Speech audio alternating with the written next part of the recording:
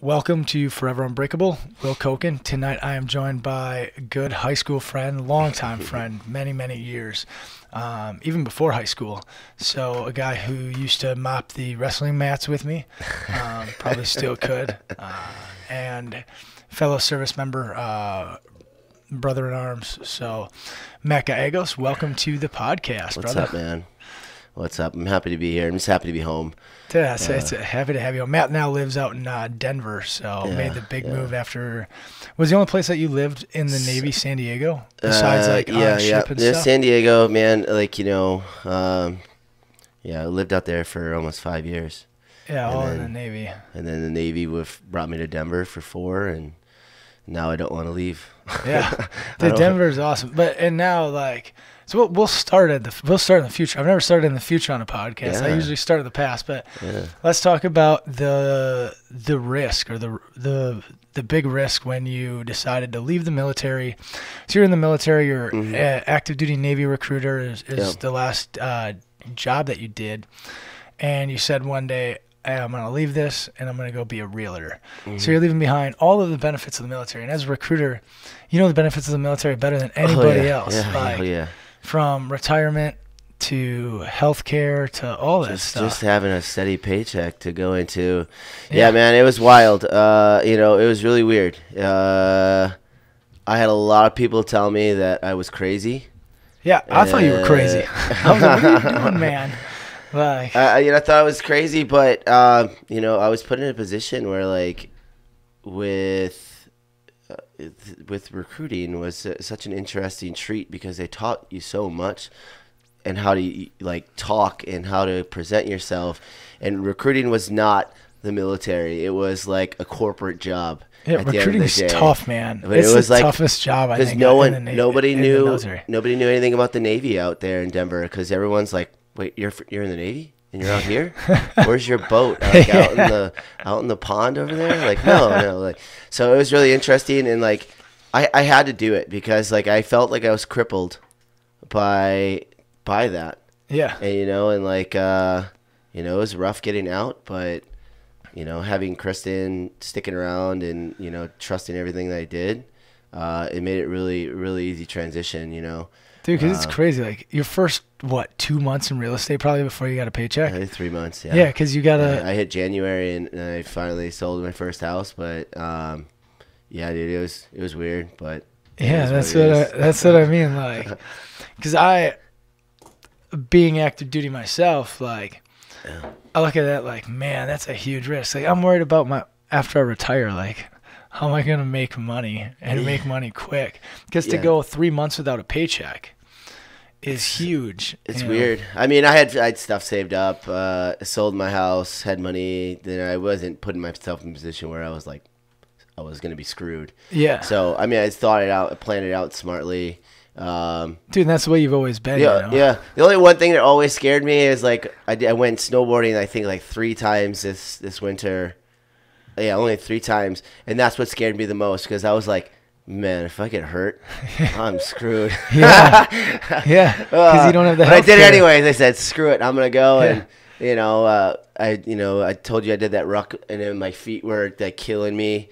And, I think about those little things. I'm like, I'll be okay. Yeah. I'll be okay.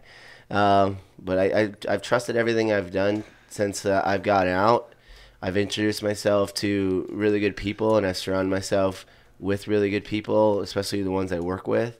And, what they say is if you're the smartest person in the room, something's wrong. Yeah. And so I just try to, put myself in a position where, I'm always trying to learn something. I'm always working hard and trying to be better and just do really good stuff because there's only one way to succeed, and that's to learn from other people succeeding around you. Dude, exactly. It's why reinvent the wheel? Yeah. People have already succeeded at so many things, right? There's, especially in real estate, there's so many super successful realtors. Yeah. Men, women, out there just crushing the market, selling tons and tons of homes, and high-value homes. they're all an open book too, so it's so easy. But so many people are like, so many people like find it like it's like an obtuse thing to go out there and I mean, one, it's your business. Two, it's yourself. Just kind of like Forever Unbreakable. It's a brand. You have to create it, but like at the same time, there's nothing new about it. It's just do the work. Yeah. Do the work. Do the work. Do the work. Yeah. It sounds so silly, and people are like, what are you doing to like sell houses? And I'm still new in the business, so it's like I'm working a lot, like all the time. I'm on my phone, like I'm calling people. Like, like there's a lot of stuff to be done. So like I even every day when I'm done, I'm like, God, I didn't even touch the surface yet today. Yeah, I feel like I haven't got anything done, but I know I did a lot. So, do you think so? A lot of that comes from Navy and recruiting primarily, I would guess, because of like all the cold calls you got to do as a Navy recruiter, and like how miserable it is to try and get people looking back at it. That was the easiest thing in the world. Really? Yes, it is so easy. Like, I mean, that goes again. Like, I was in a group in recruiting of people who were just insane at what they did. So I worked with actually four. I'll say five people. There was my buddy Tom, Gerald, Terrell, Tracy, and Astasha, and those five people were savages, dude. But so were you, because like, didn't you get awarded something for having like the most enlistments in a quarter or something? I had a few. I was like few months there. I was like top recruiter, and then I had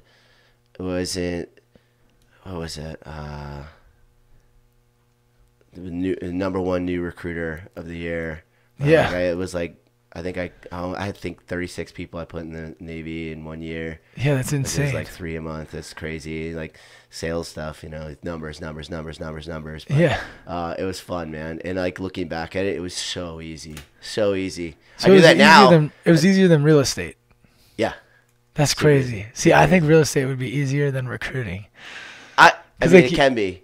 It can be. There has its days, and you feel like yesterday I felt awesome. I got through another process with a guy, helping him get one step closer to getting his house and stuff like that. And that's rewarding, every step of the way. Because it's a huge process from the moment you meet the person who's shopping for the house or trying to sell the house to securing financing and homeowners inspections. There's so much that goes into it. It's gnarly, dude. And those contracts are insane too. And like reading them and making sure that the person isn't going to get screwed, because with the charity, we help people with their homes sometimes, right? Like if they have an issue and stuff like that. And right now, one of the people that we helped recently is about to have a lawsuit with the person that sold the home for not disclosing something that should have been disclosed. Yeah. So like, I mean, that firsthand, like you've got to disclose certain things. And so that's a huge, huge issue right now that's going on there. And I was just like, wow, like things I didn't think about until I saw it now. Yeah. And now it's like, there's a lot of stuff that goes into it. And it's, I mean, in Colorado, that's like basically, it's not you're a lawyer, but like they basically give you the right to like write these contracts and like, add to them. Nothing, you can't take anything away, but you can add to it and stuff like that. And it's crazy because every time I read another one, it's like, oh, there's something new. Oh, there's something I didn't see before. Oh, there's something more there's something I need to know. Yeah, and then like I said, the team around me, I work with a guy named Jared Frost and Christina Neville, like awesome people. Jared is super analytical. Christina is just an awesome face for our business. She kills it. But like he's always pushing me to like read this, do that, learn more. Yeah. Grind. Keep going. Yeah. I don't think that guy sleeps. I don't know. That's awesome. I see him every day. I see him every day, but I swear to God, I don't know if he sleeps. I love it. Those are my type of people. He just works. So I mean, first guy to the office, last guy to leave every day. That's how it is. Yeah, and it's those type of people you always have to be around. So yeah, they motivate you to do more because like you see that and you're like, man, if he can do that, I can do that, and that's how you get to, let's say 6 figures in a year or 7 or 8. Like, it's through that grind and watching those people just dig, grind. The biggest thing for me is just, it's not even really the money, man. It's like, it's more about just the freedom to be able to provide a good life for myself and for my family, you know, like, dude, you're doing that. Yeah. You were doing it before. You spent, it's good. A couple of months figuring out the real estate thing, and now you're doing it again. Yeah. And it's crazy. Like, you were smart enough to set yourself up to where you knew you could go 6, 7, 8 months without selling a home. Yeah. Well, you had to. Start worrying. A lot of people don't think about that. They're like, well, what did you do to fund your business before you could do anything? And like, everyone, that's how it's almost like looking at like the success rate of like special forces and stuff like that. Yeah. People that drop out, like it's a 33% turnaround. Dude, there's tons of people with a real estate license that aren't actively using it. No, dude, there's 40,000 realtors in Denver.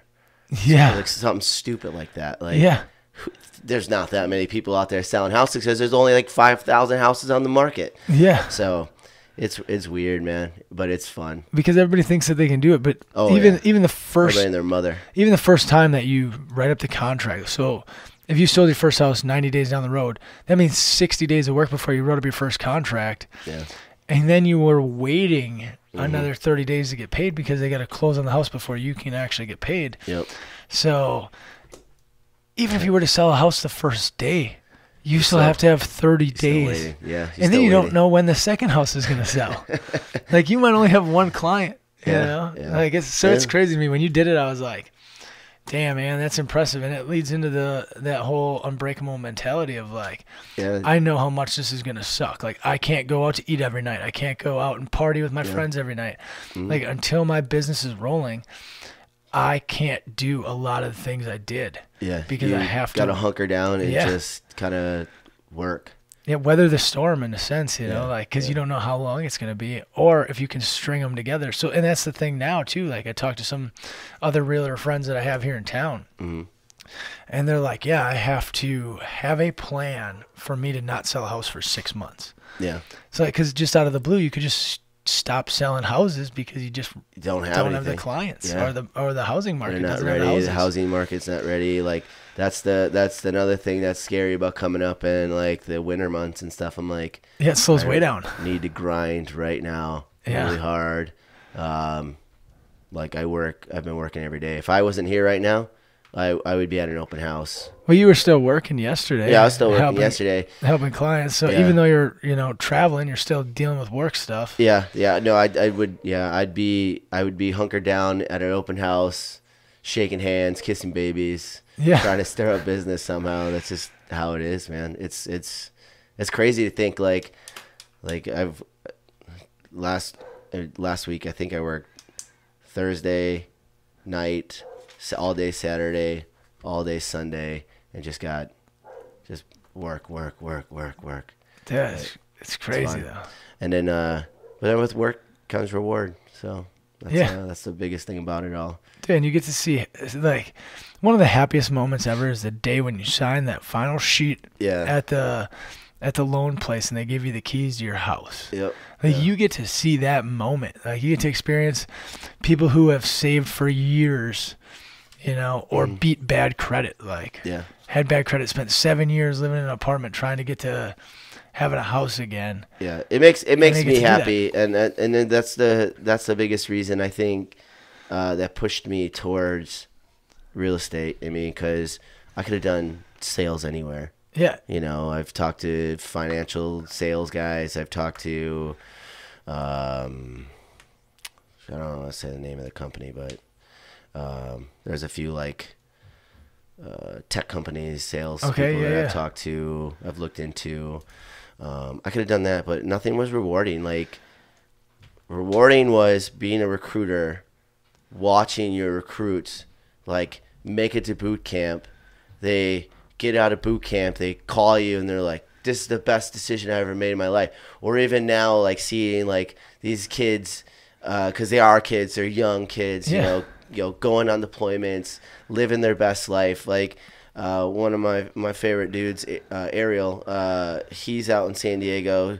Whenever last time I was there, I was like, hey, Ariel, I wanna take some friends on the ship before we can get a tour. He's like, you got it, anything for you, man. And like, that's just cool to have like the support from them because they appreciate what you've helped them get to. And real estate's the same way. Like, it's great. Like, I had a client last month. We closed on her townhome, and like the joy that she had, and like she was crying and stuff like that. And I'm like, please stop. This is too overwhelming for me. But like, it's good to know that like helping people, and you like, yes, I'm doing it to make money, but at the same time, it's such a reward when you can see someone with so much joy behind something that you did for them. Yeah, because you have to make money. Yeah. Like, you still have to put bread on your table. I mean, I would love to do it for free. Yeah, no, exactly. That's what I tell people. I'm like, I would love to do some stuff for free. Like, I absolutely would. And I do a ton of stuff for free through HUA and stuff. But it's like, at some point, like, I can only give so much volunteer time a week, and then I have to be concerned with my job because that puts bread on the table. So you've got to balance, like. I think the best thing is just giving back to people all the time. Yeah. If you can do something to just help somebody out, even in the smallest thing, like I was running through the park one day and I saw a lady. She was a bigger woman. She was like sitting down on the ground, and like I don't know where she came out of the left field, but all I saw her is her hand out like this. I'm sorry, the camera's hand. She's reaching out, and she was struggling to get up. So I was like, you need some help? Like, I love doing stuff like that. Like, just helping people out, just random stuff. Opening a door for somebody, saying good morning. Yeah. You know, people take that for granted life isn't always going to be there. So just take advantage of the moments that you do have. Like, it takes 2 seconds to say good morning to someone, and it can make their day. It can change. It can change their day. Yeah, and especially with like a lot of the news and media, kind of like for some reason, like when a star commits suicide, there's always these like, people are like, oh my God, like this person committed suicide. Go out and reach out and talk to somebody. And that it really does. You just really just need to say something to people, Yeah, people, dude, you never know. It can have a huge change, in somebody's life. So one of the other things that I really want to talk about, that like I'm super excited to talk about when it comes to Unbreakable, and like that same theme of just reaching out and helping somebody, is your sister. Yeah.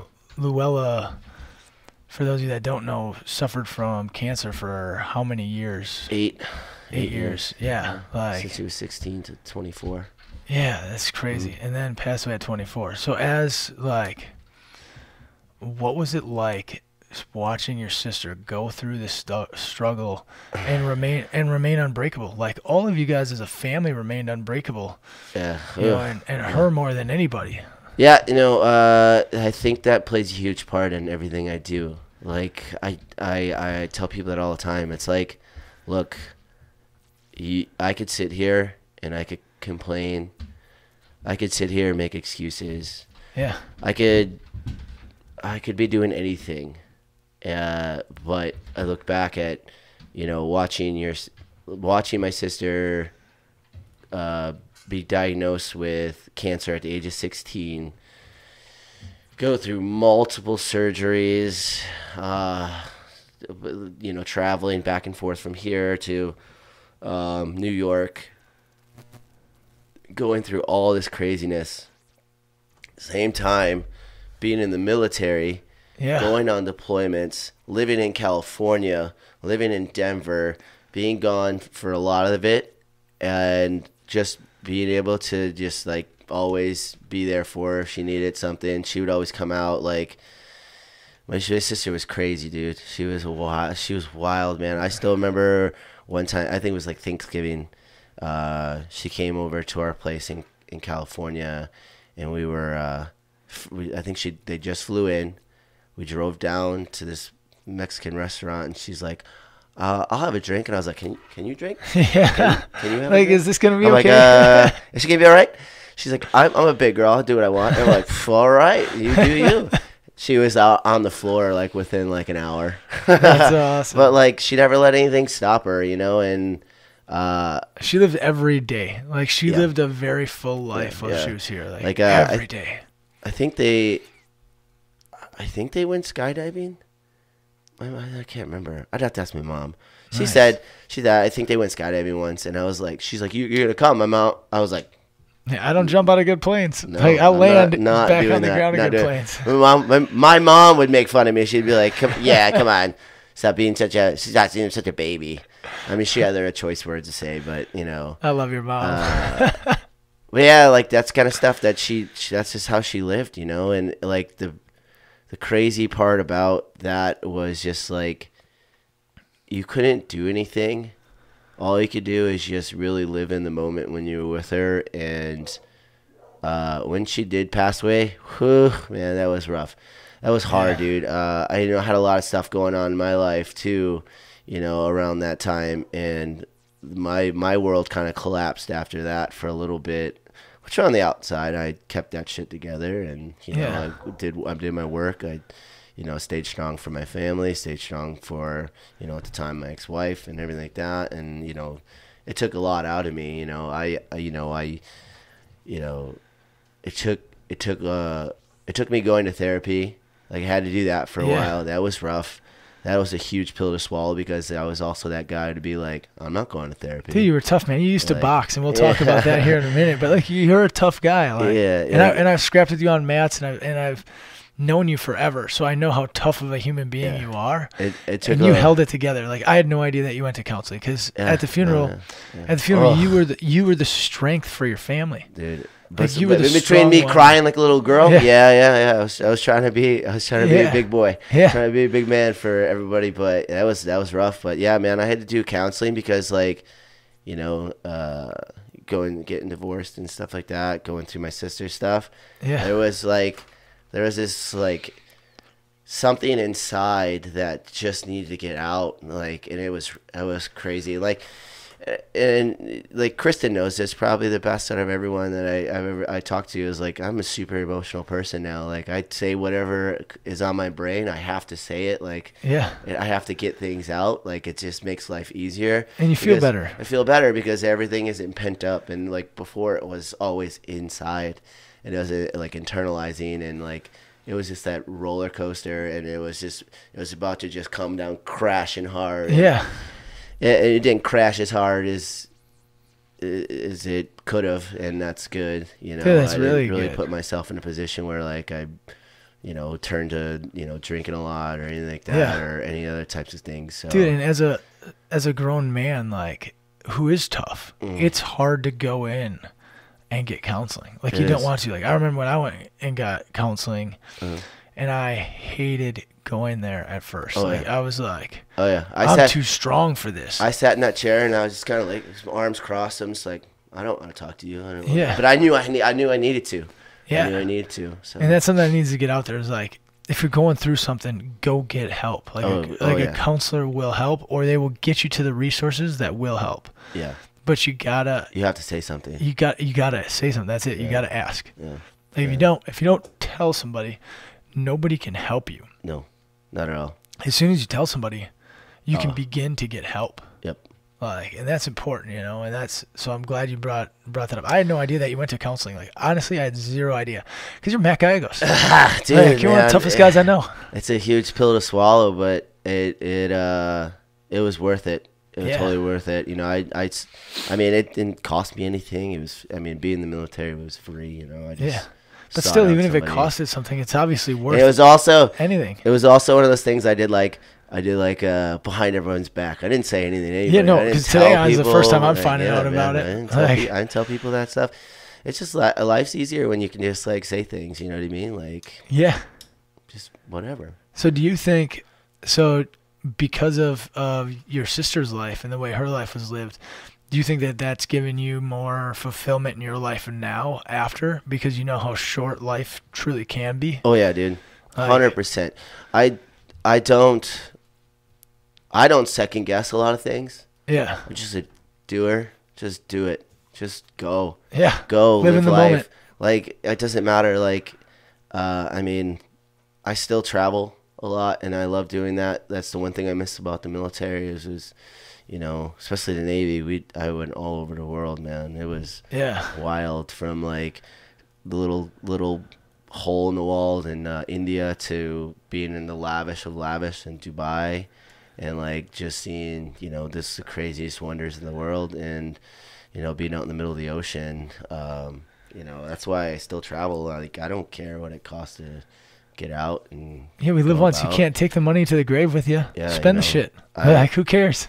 I have. That's my like thrill seeking, is like traveling, and I have an awesome partner in crime that I go everywhere with, and she enjoys like traveling just as much as me and living life just as much as me. Yeah, which is a perfect fit. Like, you guys are amazing together. Yeah, you know, and you know, that was a huge another leap in life too, to like settle down with somebody, not settle down with somebody, but you know, be with somebody again.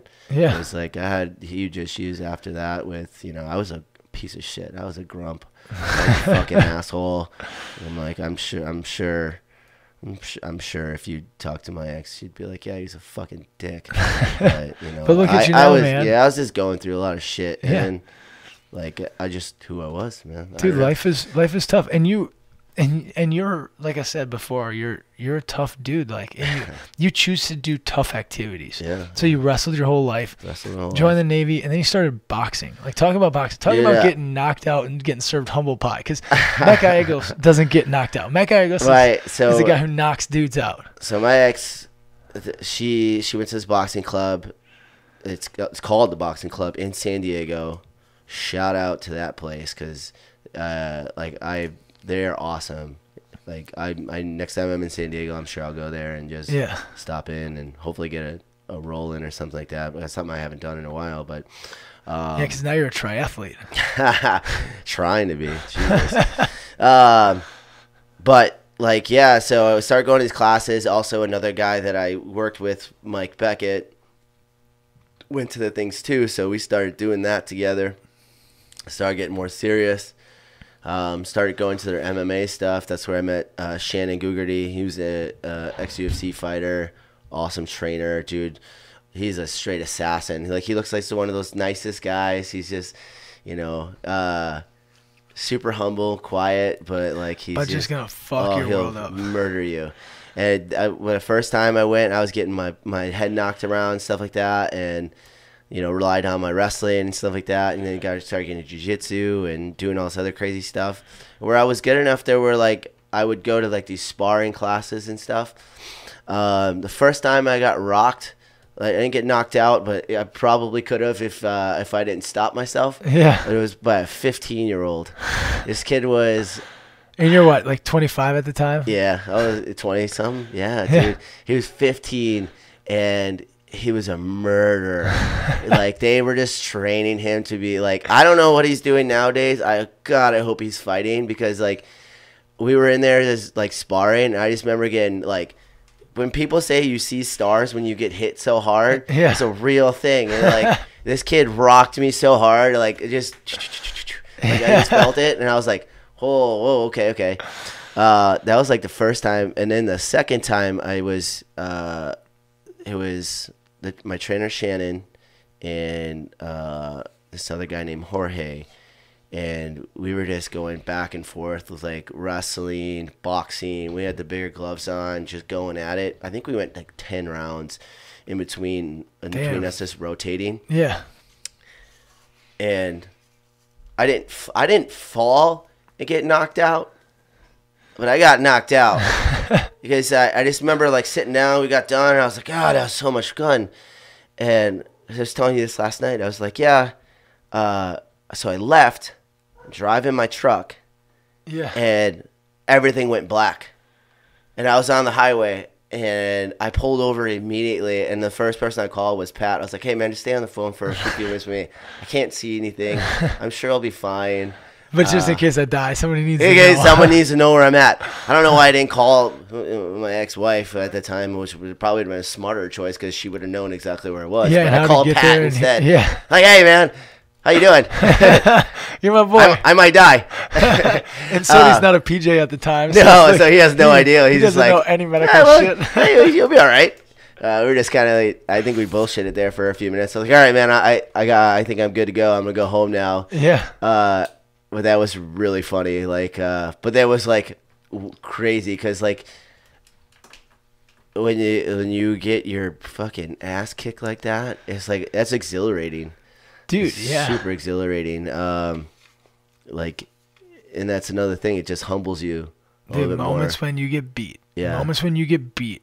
Yeah, and make you better, stronger, faster. And I'm sure someone like Jason probably would appreciate this. Like when you roll, like when you do jiu-jitsu and stuff like that, and like you learn something new, you tap someone out once in a while, you start rolling, you start getting better, and then like you're always trying to test yourself. And I'm sure like Andy is another good. Oh, dude, Andy's a beast. But dude, he is like a beast. I just reached out to him about coming on the podcast here soon. He'll be an awesome episode because he's just a freak. But like you like me, I would always throw myself out there and like try to roll with guys like that. Yeah, and they'd guys that are just gonna beat your ass. I was only like a white belt, so I was just like whatever. Like I'm just like bigger guy. Like I'll use some of my strength. Like these guys you have great hips. Like from wrestling, your hips are always in the right place because you've done it your whole life. So like you can feel different things. But that transition from wrestling to jiu-jitsu is painful. It's killer. Like it is painful. All of a sudden you're going on your back where you've never been before. Like you throw your head into places and they're like, "What are you doing?" Choke. Yeah. I'm like, God dang it. Yeah, shooting like double and single legs. I've ended up in more guillotines than I could ever dream. You're like, I probably shouldn't do that because you just walk right into the thing. You know. Well, they're like waiting for it. Like my trainer Shannon, he was maybe 170 pounds soaking wet, and I was like 185. 200, like I teetered there for a while. I've only been down to like 165 once for a tournament. Yeah. And that was stupid. I should have lost that much weight. I'd always roll with him, and then he would just, it was effortless, man.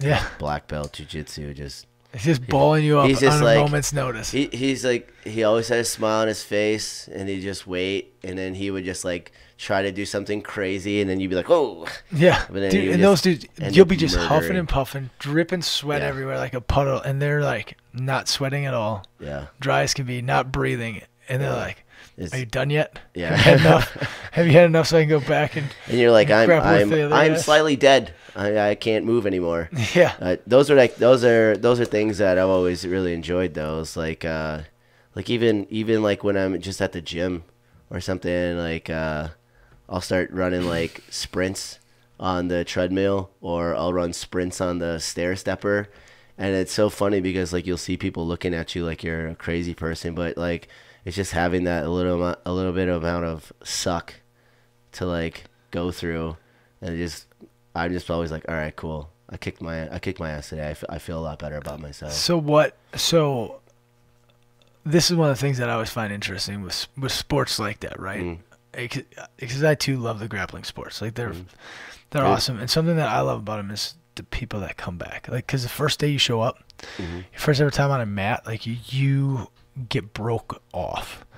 Like first wrestling practice of the year, always broke off. You're doing wind sprints, and then you're throwing up, fucking rolling around, and just puking because you're just beat. Like, and then you got to lose 20 pounds as the season starts to get down to the weight that you want to wrestle at or fight at. So like, losing weight is not in my vocabulary anymore. No, dude, it sucks, man. I love food. Like, after Ranger School, I was like, I will never be without food. Like, I will never find myself in a moment where I don't have food. Yeah. But what makes you go back to the mat?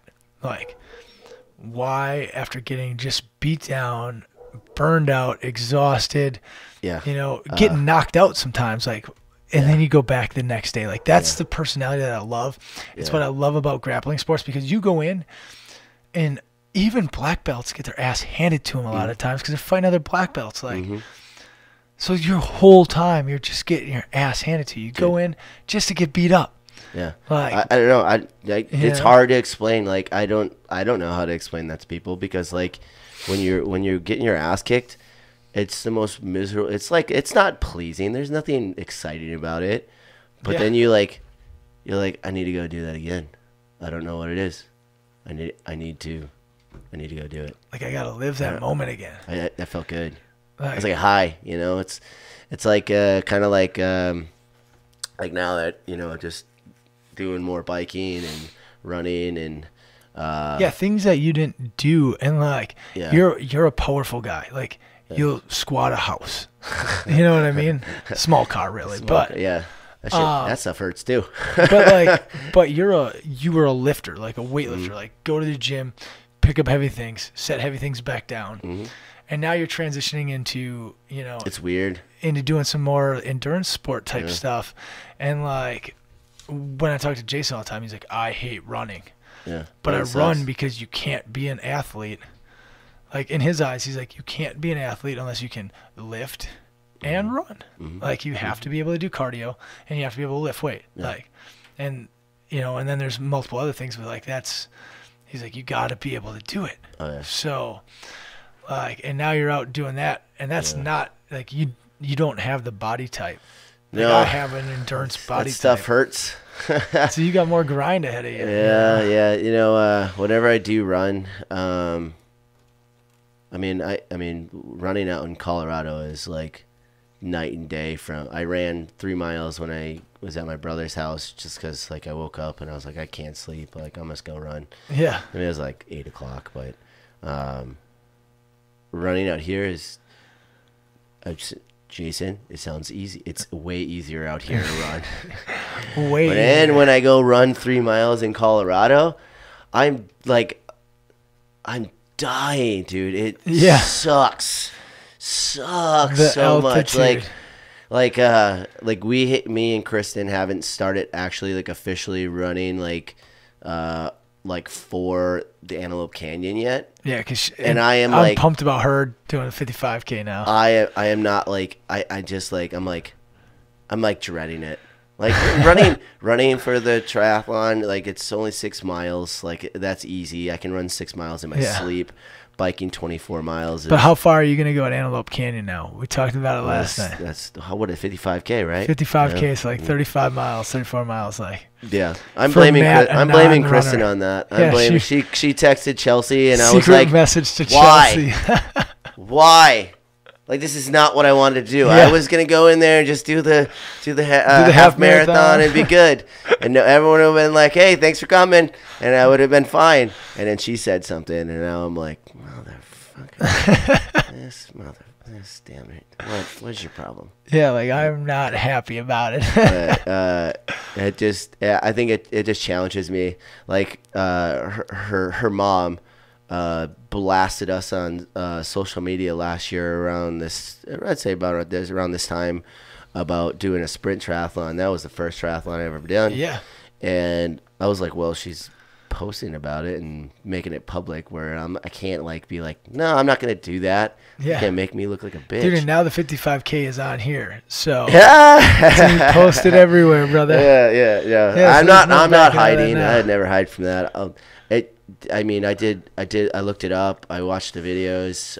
There's rattlesnakes. Yeah, well, that's all right. I don't do rattlesnakes. When I lived in San Diego, like we used to run Mission Hills. I used to live right on. It's called a town called Santee. I lived in this condo, and right across the street was the Mission Hills park or whatever. Yeah, dude, it's beautiful. And I'd run those hills.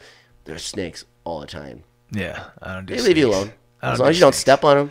Yeah, and that's like, I'm more worried about the wildlife probably. Really? About the course itself. Oh, dude. I just don't do wildlife that can kill me. You know, like I'll be out a long ways away from help. Yeah. Well, I mean, they're close enough. I mean, there's one thing I always think about with stuff like that. I'm like, if I die.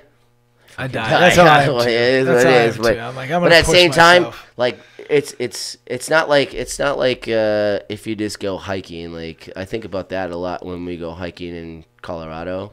Like I'm like, if something happens, like I'm yet to do anything too crazy out there. Like we go hiking and do some fun stuff. But that's one thing I'm always in my back of my head. I'm always like, something could happen. Something could happen, and nobody's around. Yeah, like nobody. Yeah. And thankfully, there's really good cell reception up in the mountains. Thank God. Thank God. But like something like the race, you're like, it's structured. Yeah, there's people. They know that there's people running around this trail, so that's the last thing I'm worried about. But yeah, you know, you don't want to get bit by a rattlesnake running 100 miles. Yeah, no. 55K. I won't be finishing. That's for sure. Well, I mean, dude, it still blows my mind yesterday. Like, dude, yeah, yesterday. So, and nobody knows this yet, but yesterday I got my first ever DNF. Dude, did not finish. It makes me laugh. It makes me laugh because like you have to have days like that where you're like you went so hard that you passed out on your bike. Yeah, it's the best thing that ever happened to me. And like best thing that ever happened to me. It helps you go back to that drawing board and be like, all right. This is probably where I screwed up. This is where I should tweak my game, and this is where I'll go. I started to think that I wasn't that like I could do whatever I wanted. Right. Like, cause you hit this road where you're just constantly successfly. Yeah. It's like, hey, I did this, I'm successful. I did this, I'm successful. I did this, I'm successful. So I entered the race with that mentality, and I didn't prep for it like I did for like the world record or an Ironman. Like. Well, I mean, so used to riding bike, like it's just a bike ride. Yeah, you don't take it. You take it for granted. You're like, I'm on a bike. Yeah, you know, and you know the forecast. Like I saw the forecast a week out that it was going to be 95 degrees, you know, or 94 degrees, 95 to 100% humidity. Hot. And it's called horribly hilly. It's the horribly hilly hundreds. So there's the 100K, the 150K, and the 200K. And I was like, I'm Will Koken. I'm going to do the 200K because it's tough. and I'll be back. Like, I'm going back, and I'm going to finish that course. But, like, I was pedaling, and all of a sudden, like, mile 60 or 70, there was a water point, and I text my wife, or an aid station. I text my wife, and I was like, hey, it's not looking good out here. Like, I'm in a really bad spot right now. And I don't ever say that, like. Right. So I knew I was in trouble, and I had been rolling a good pace, and I was like, just slow down the pace, spend some extra time at the aid station, get your core temp down. So the big thing was like, my legs feel great. Yeah. Like you saw me last night, I was standing up the whole night, like you're fine. Dancing with everybody and like having a great time. So my legs are 100%, but my brain was like boiling inside of my head, inside my helmet, and I couldn't bring my temperature down. So I sat under a garden hose for like 15 to 20 minutes, just pouring ice cold water onto my head. And I got cooled down a bit, but I was like, I would go back out and I couldn't get, so it was 10 miles between water points, and I couldn't get between the water points because I had 2 bottles of water on the bike. I could go at about 6 miles, and then I was black on water. So then for 4 miles, I was pedaling without any water. And so I did that from mile 70 to 80. Holy shit. Got water again. From mile 80 to 90. Got water again, and really it was 5, so it would have been 65 to 75, 75 to 85, 85 to 95. At 95 was another water point, or another full aid station with all the food. So I ate a bunch of food, as much as I could, and I was again garden hose for 20 minutes, like trying to cool my brain down. I sat there for an hour. Because I was so determined to finish this thing. I was like, I'm going to sit here for an hour, and then I've got to get back on the bike so I can, you know, be concerned about making time. And I got on the bike. I got exactly 6 miles out of that water point. Black on water, passed the fuck out, laying on the side of the road, clipped into my bike yet. It's just when they run up and they're like, "Are you okay?" Guts out, just puking my guts out next to me, like. And this sag wagon came, and they're like, "Sir, we think you've had enough. You're done. You're done." And they were gonna let me, you know, continue on again. They're like, if you really think that you can continue on, you can. And I was like, "Do you have water?" Like, I'm completely out of water. Like, I need to drink it somehow, and I know that I'm gonna puke it right back up. But I was like, I need to somehow consume the water, and then I also need water to pour on myself because I'm just boiling. Yeah. It was to the point where I thought that the blacktop that I was laying on was colder than the air. Oh, Jesus. So I was like, shirt undone, laying on the blacktop. Well, you Snapchatted me. I thought you were done with the race. Dead. But no, you died. Yeah. I was like, I had nothing left. So I was humbled by it. Like, my training was good because my legs were super strong. Like I knew that I could go the distance, and it's like 11,000 feet elevation or something. I think I did like 9,000 feet or whatever it was. That's crazy. I didn't know that. I was like that up there. Yeah. So I was like, my legs were great. Like my legs never got fatigued. I just burned up. I had full heat exhaustion or heat stroke or whatever I had yesterday, and it was game changing. And so now I know, like, okay, bring more water with you on a hot day because you're going to consume more. Bring food because, so I thought that there would be food at all the water points every 10 miles, but there wasn't. The food was every, 25 miles. So now I know, like, okay, bring food on your person, which are things I always do. Right. So, like, yesterday I was beating myself up about it after. I was like, God, you're an idiot. Like, you've been in how many races and you know all this stuff? The smallest things always make the biggest difference. The very little things, and that's just becoming overconfident and all that. So, like, I should be super pissed that I didn't finish, right? But I'm happy. Yeah. Because it's the first thing I didn't finish. And so it makes me happy. Time. Yeah, and like ever. So it makes me happy to know, like, hey, I can fail just like any other human being. Yeah. A lot of people went out and finished that. And it's okay. Dude, it's great because what happened yesterday is I got stronger, I got faster, and I got smarter because I went out and worked. Yeah. And I know now where I can push my body to. Yeah. Like, I know that I'm going to push until I pass the fuck out. Yeah. Until I'm puking all over the place and passed out. Exactly. And I'm going to push. And when I get there, like, then I've left it all. Yeah. Like, I've got nothing left. And that really goes into everything, man. Like, it's life just is like that. You have to push yourself. You have to make yourself uncomfortable. Yeah. Like, I always enjoy, like, meeting new people and talking to people. I don't think I've ever had a problem with that. The Navy put me out of my comfort zone where I went and talked to complete strangers. Yeah. And, like, basically get them to join. And then when I got into real estate, same thing. I always love being able, like, it's always a challenge to, like, who can I go meet? How can I stir up new business? Or how am I going to put myself in the most uncomfortable positions that's going to make me better every day in life? And dude, uncomfortable is a huge thing. Yeah. Being uncomfortable. If you're comfortable, something's wrong. Yeah. Change something. Change something. Wrong. Get better. I don't know. It's such a, like, when you say that to people, I don't think everyone understands it. You know what I mean? I don't think a lot of people go through life thinking about that. Like, if I'm comfortable, like, you would think being comfortable is a good thing. But, like, in my head, I'm like I said, I don't know. If you're comfortable, you're not achieving. Yeah. You're not trying yourself. You got to get out of your comfort zone to really start to grow and achieve. Like, my biggest thing with getting into real estate, I absolutely hate anything that deals with paperwork. I hated it when I was in the military, and I hate it in real estate. But I will only get better if I get better at paperwork. And, like, the guy I work with goes, he's like, I'm gonna make you a motherfucking ninja. You're gonna be an assassin when it comes down to paperwork someday. And I was like, that sounds awful. Yeah, that's not what I want to be, an assassin. I don't want to be any of those. And he's like, no. He's like, I'm gonna make sure that, after a full year of us working together, when you hand me stuff or, like, I'm looking at your paperwork, I'm just gonna be like, good. I know you got this. Yeah.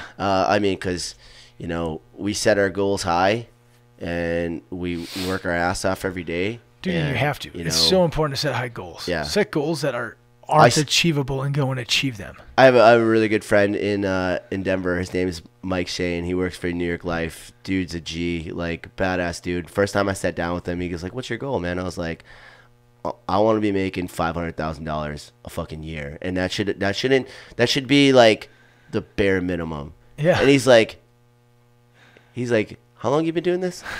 I'm like, 5 months. And he's like, You want to be making how much this year? Yeah. And I was like, you heard me. Yeah. I was like, I'm out here to kill things. Like, I'm gonna kill it in life. I'm gonna kill it in business. Exactly. I'm gonna do awesome shit. And he's just like, okay. And, like, it's funny because, like, he's a great dude. And, like, I think sorry about that. I feel like when I first said it to him, he thought I was crazy. But then we started hanging out more, and it's like, all right, he understands who I'm at, where I'm at, and what I want to do. And he's doing the same thing. He's he's one of those guys where he's always, you know, humble about everything he does. Like he's about to make like, I think he's about to make like senior partner or something like that in New York Life. He's killing it. Like I went to a happy hour for his and like his boss and stuff, like give him accolades. Like I'm like, dude, you never talk about any of this stuff. I'm like, that's why I like you, man. Those are the best people, man. You just go out there and kill it. That's like, kill it, man. Those are the best people. So, you know, that's the type of thing you just need to do. Like you need to set it, like, and when people look at you like you're crazy, you're scheming right. Yeah. You're going the right direction, because people are like, all right, he's thinking a little crazy, but let's see if he does it. Yeah. Let's see if he goes out there and does that. I'm like, fucking hey, that's right. Dude, that's my favorite part, is when people go out and do that. Yeah. My favorite is, like, I was telling Mike Canal the other day, I was like, my biggest thrive is when people tell me I can't. Dude, it's just it, people man. tell me I can't. It's what's on the back of the shirt you're wearing right now. Yeah. Go ahead and tell me, because then I'm going to show you. Yeah. Like, I will show you the way. Yeah. You tell me I can't, and I will show you the way. Yeah. So speaking of that, let's talk about what Unbreakable is to you. Yeah. Yeah, you know what, man? I fly by the seat of my pants on a lot of stuff, so if I start rambling, just make sure you stop me. No, I'm at it, man. The mic is yours. I think whenever I think about Unbreakable, everything comes back to my family and to especially my sister, and then my mom. My mom is like, your mom is such a badass. Like everyone else in my family, my dad, my brothers, they're awesome people, but the two people that I could always look back at, and if I think about like what Unbreakable means to me, it means those two people.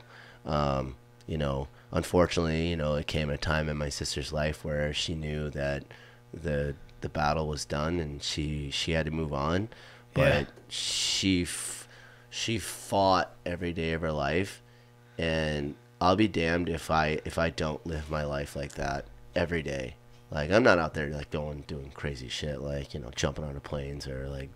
Yeah, but you're still living every day. I'm still living. Like, even living to me is making sure that at the end of the day, I'm looking at myself in the mirror and I go, did you do right by yourself and others? Yeah. And making sure that you did your best in life today. And if I can say that, then, I'll hang it up for the day and everything like that. It's an internal thing. It's not like I'm out there asking myself, like, did you kick ass today? It's internally I can feel it. And you sleep better at night on days where you kick ass. Exactly. But I bring it always back to my mom and my sister, because they held it together in one of the hardest things that you could possibly go through in your life.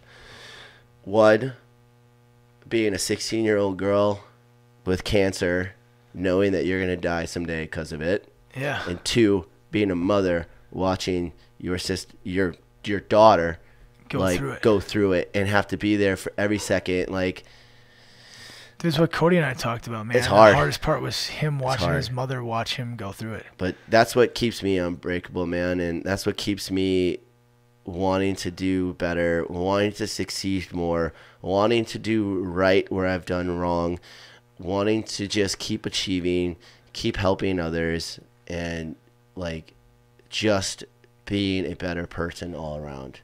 Like, I talk about success. I talk about wanting to make money, and you talk about being in, real estate, and it's lucrative and it's great. But I could give two shits about that, man, because what makes me happy is making other people happy, and like, it's kind of like a fault too. Like, I just always want to make people happy. Dude, and have a good time. You do a great job. You know what you do that like not many people do, very few people do, is you'll just randomly call people just to be like, "Hey man, how's your day going?" Like, and then you just sit back and listen. Yeah. You sit back and listen to me vent about whatever, and then you're like, "Awesome!" Like, That's like you can just tell, like, and I don't even think you realize that you're doing it, but like. Yeah. When you call us, because you call all of us like that, just out of the blue, it'll be a Tuesday at like 1 o'clock in the afternoon. You'll be like, I just want to see how you're doing. Yeah. Like, no, that's what I love, man. I mean, part of my job is cold calling. Yeah. But you know what? I'm gonna go make some warm calls and talk to some people, and like, not someone tell me, be like, why are you calling me? Yeah. And they hang up on the phone and they're like, okay, well, that was nice. Or like they tell me to go fuck myself, and I'm like, all right, I'm gonna go make some nice phone calls, and people actually be like, hey, how are you? Yeah. You know, but yeah, dude, no, I love that, and my life wouldn't be what it is if I didn't have that type of, you know, upbringing and those situations in my life, and but that's, you know, I guess I didn't really clearly define what Unbreakable is, but it's just living. You just live in life, and not looking back at it, and knowing that you're giving your all every day you do. Yeah, like that's the key, man. That's what I tell everybody. Give your best. Yeah. Bring your best person to everything that you do. Yeah. Like, just be the best person. Otherwise, do something different. Yeah. Like, do something that you will bring the best version of you to. Yeah. Yeah. And that's just it's just what I try to do. And I know like just it's been such a interesting path, like, well, so weird to say, like, watching your sister die to like really learning what life is really, what it really means, and just taking that and living. Like that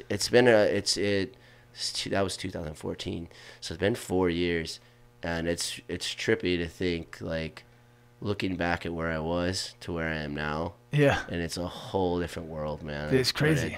I try to keep that myself as the same person I've always been. You know, there's no like one side or the other. It's I just live that life. I am who I am. Yeah. Unapologetically, and like, it doesn't matter. Dude, that's what makes you so awesome, man. I mean, is you get Gallegos every time. You know? Yeah. You know, I don't see eye to eye with everybody, but, you know. And we never will. What matters is that you can be a real human being and love people. Dude, people need to respect that. You know, when somebody's real, honest, and true all the time, like, people need to respect that. Yeah. You know. Yeah. And it's fun, man. I love living life like that. So, living life. What's next? What's next for Matt? Well, I have a triathlon. I haven't officially signed up, but I'm in training for it. I should probably just do that. That'll be July 22nd. That's in Boulder. It's just a Olympic try. So nice, but still easy. Getting longer distance. Yeah. You haven't done an Olympic yet? No, I haven't done that yet. And then obviously always working at the business, you know. So if anybody's on here looking for a home, please give me a shout. Hit my boy Matt up anywhere, because he will help you find a good realtor. Even if it's just talking to the right person, you know what I mean? Yeah. Like, I talked to someone the other day, and they're like, is my buddy Derek's wife, and she goes, no one told me that this would be that stressful. I'm like, that's the first thing your realtor should have told you, is like, the home buying process is stressful as shit. This is a stressful situation, but you know what? I'm going to make sure it's not stressful, and I want to make sure I can take all that off of your plate, and this will be fine. Or as much as possible. So, so always growing my business, and then obviously the Antelope Canyon. The Antelope Canyon 55K. Yeah. God, kilometers, man. I'm done with Ks after yesterday's humbling experience. Yeah, no, that, and then we haven't really talked about it, but I know I want to. I need to take another. I don't need to. I want to take another trip overseas. We just got back from Panama in March, or the beginning of April, and I love seeing the world. So I want to continue that. So perfect. You got to make another trip. Yeah, I love it, man. Yeah. I got to get some more vacations planned. Just go and do it, man. I know with timing and stuff being in the military, it's a little different. It gets to be tough, man. It gets to be tough. But you got to get out. You got to make it happen. You know, you're the decider of if something happens or doesn't happen. That's the kind of blessing and the curse of being in real estate, is you can take your business wherever you go. But then you're always doing your business wherever you go. Doing my business wherever I go. Like, I got a phone call from Jared when I was in Panama. I was like, hey, man, I don't know how much this is costing me right now, but what's up? He's like, oh, I just had one question. And I was like, cool, dude. Awesome. I don't care, man. That's not a big deal. I'll pay the fucking phone bill for all I give a shit. That's awesome. It's whatever. But dude, but that's how you make it work. Yeah. Because you got to make it work. You got to survive. Yeah, dude.